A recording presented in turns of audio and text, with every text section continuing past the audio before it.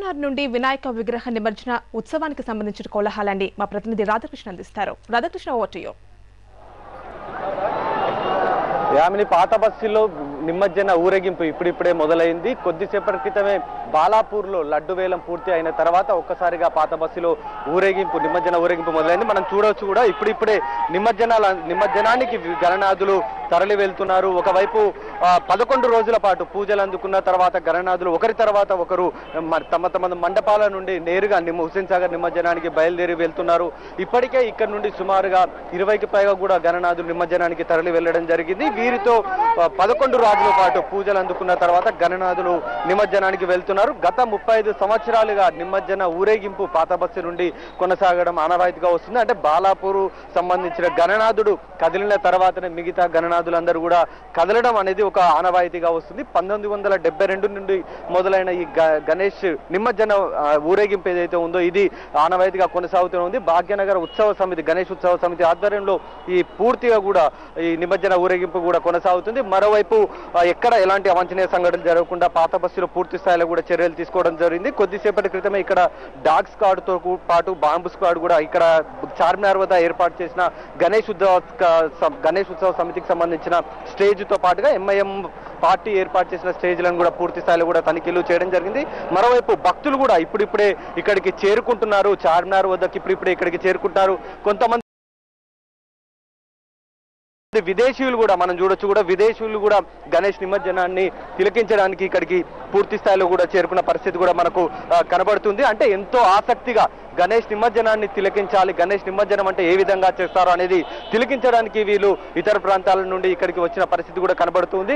మరోవైపు గణేష్ ఉత్సవ సమితి కమిటీ కూడా పూర్తి స్థాయిలో కూడా ఏర్పాటు చేసింది. ప్రతి పాత బస్సు నుండి వచ్చే ప్రతి ఒక్క గణనాథుని కూడా స్వాగతం పలికేందుకు ఇక్కడ ఏర్పాటు కూడా చేయడం జరిగింది. ఈ ఉత్సవ కమిటీ స్టేజ్ మీద గణేష్ ఉత్సవ సమితి నాయకులతో పాటుగా బీజేపీకి సంబంధించిన నాయకులు, అలాగే కాంగ్రెస్ సంబంధించిన ఎంపీతో పాటుగా ఎమ్మెల్యేలు కూడా ఇక్కడికి వచ్చి గణనాథులకు స్వాగతం చెప్పడం ఆనవాయితీగా వస్తుంది. మరికొద్ది సేపట్లో వాళ్ళు కూడా ఇక్కడికి చేరే అవకాశం కనబడుతుంది. ఇంకా ప్రధానంగా శాలిబండ నుండి మొదలు పెట్టుకుంటే ఫలక్నామా శాలిబండ నుండి ప్రతి ఒక్క గణనాథుడు కూడా చార్మినార్ మీదుగా వెళ్లే అవకాశం కూడా మనకు కనబడుతుంది. ప్రస్తుతం బాంబు స్క్వాడ్ కు సంబంధించిన తనిఖీలు ఇక్కడ ప్రతి అనుమానం కొనసాగుతుంది. ప్రస్తుతం మనతో పాటు మాట్లాడడానికి బాంబు స్క్వాడ్ అధికారి నాగసాయి గారు ప్రస్తుతం మనతో పాటు ఉన్నారు. ఆయన అడిగి మరిన్ని వివరాలు ఒకసారి మనం అడిగే తెలుసుకుందాం. సార్, మీరు ఉదయం నుండి కూడా ప్రతి మండపం దగ్గర కావచ్చు, ప్రతి స్టేజ్ దగ్గర తనిఖీలు చేస్తూనే వస్తున్నారు.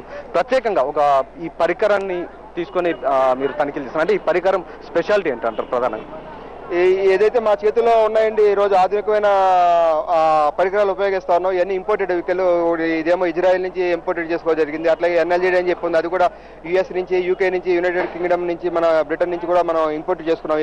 ఇవన్నీ కూడా చాలా అత్యంత ఖరీదైన ఎక్విప్మెంట్స్. ఇవన్నీ కూడా సుమారుగా 15 లక్షల పైన ఖరీదు చేస్తుంటుంది ఒక్కొక్క ఎక్విప్మెంట్ కూడా.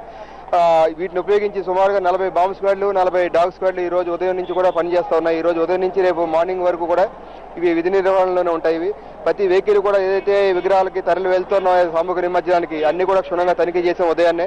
ఇప్పుడు రోడ్డు కూడా మొత్తం ఏదైతే రహదారి ఉందో, ఈ మార్గం ఏదైతే నిమజ్జన మార్గం ఉందో దాన్ని మొత్తం కూడా క్షుణ్ణంగా తనిఖీ చేస్తా ఉన్నామండి. ఇది కంటిన్యూ జరుగుతూనే ఉంటుంది. ఇప్పుడు ఈ రోజు నుంచి రేపు ఉదయం వరకు కూడా ఈ ప్రాసెస్ నడుస్తూ ఉంటుంది. అంటే మీరు ఈ రోజు జరిగే నిమజ్జనంలో ప్రజలకు ఎలాంటి మీరు సలహాలు కానీ సూచనలు కానీ ఇస్తారు?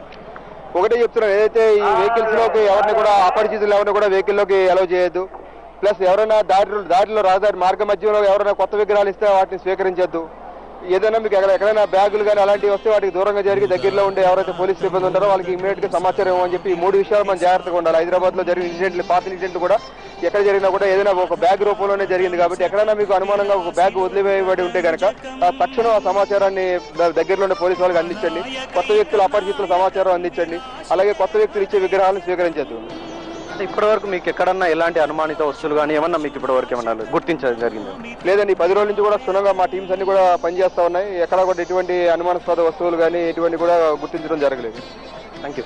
మొత్తానికి బాంబు స్క్వాడ్ సిబ్బంది కూడా పూర్తి స్థాయిలో కూడా తనిఖీలు చేస్తున్నారు. మొత్తం 40 డాగ్ స్క్వాడ్ తో పాటుగా 40 బాంబు స్క్వాడ్ టీములు పూర్తి స్థాయిలో కూడా పాత బస్సులో ప్రతి అణువును గాలిస్తున్న పరిస్థితి కూడా కనబడుతుంది. ఇక మరోవైపు నిమజ్జనానికి సంబంధించి మనం ఒకసారి కనుక చూస్తే శాలిబండ నుండి చార్మినార్ వైపు వచ్చే ప్రధాన రహదారి ఇది. ఈ రహదారిని పూర్తి స్థాయిలో కూడా ట్రాఫిక్ ని పూర్తి స్థాయిలో మళ్లించడం జరిగింది. అంటే ప్రధానంగా చార్మినార్ బస్ స్టాప్ ఇక్కడ ఉంటుంది, బస్సులను కూడా ఎక్కడికక్కడ నిలిపివేయడం జరిగింది. అంటే చార్మినార్ వైపు ఎలాంటి ప్రైవేటు వాహనాలను అనుమతించడం లేదు, కేవలం గణేష్ నిమజ్జనానికి సంబంధించిన వాహనాలను మాత్రమే, అంటే మండపాల నుండి వినాయకులను తీసుకొచ్చే వాహనాలు కావచ్చు, లేదా దాంట్లో ఉండే ప్రతినిధులను కావచ్చు, వారిని మాత్రమే అనుమతించిన పరిస్థితి కూడా కనబడుతుంది. ఇక అధికారులు చెప్పిన బాంబు స్క్వాడ్ సంబంధించిన అధికారులు చెప్తున్న దాని ప్రకారం ప్రజలు మాత్రం ఖచ్చితంగా అప్రమత్తంగా ఉండండి అని చెప్పి కూడా సూచిస్తున్నారు. గతంలో జరిగిన సంఘటనలను దృష్టిలో ఉంచుకొని ఎటువంటి అపరిచితులు ఎలాంటి వస్తువులు ఇచ్చినా వాటిని ముట్టుకోవద్దని చెప్తున్నారు. అలాగే ఎలాంటి వస్తువులు, అనుమానిత వస్తువులు కనబడ్డా కానీ లేకపోతే విగ్రహాలు కనబడ్డా కానీ తక్షణమే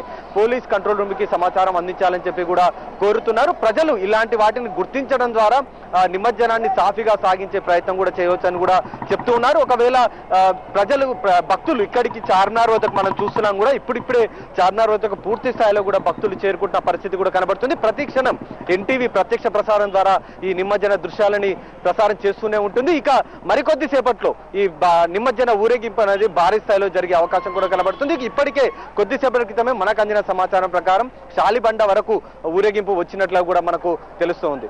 vote studio. Thank you Radhakrishna. పురాణ వారణం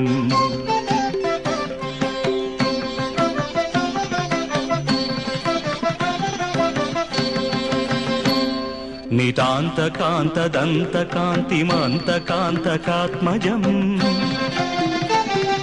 అచింత్య రూపమంతహీనమంతరాయ కృంతనం హృదంతరే నిరంతరం వసంతమేవ యోగినా తమేకదంతమేవ తం విచింతయామి సంతతం.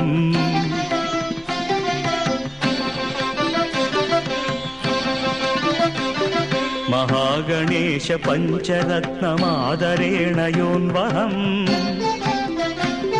ప్రజల్పతి ప్రభాతకే హృది స్మరన్ గణేశ్వరం